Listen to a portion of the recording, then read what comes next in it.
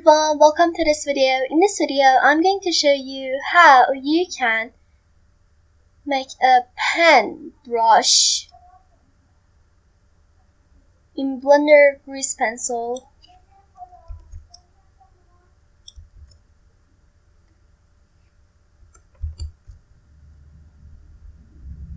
So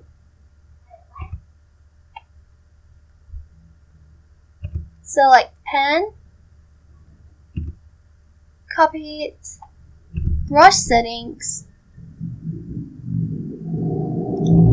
sort, randomize, radius, and strength.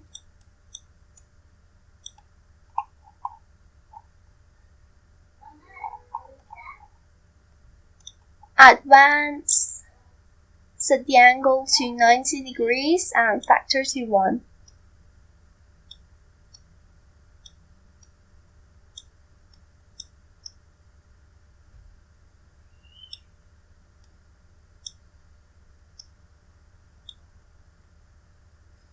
And this is it.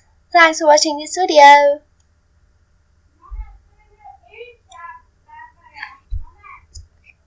Goodbye.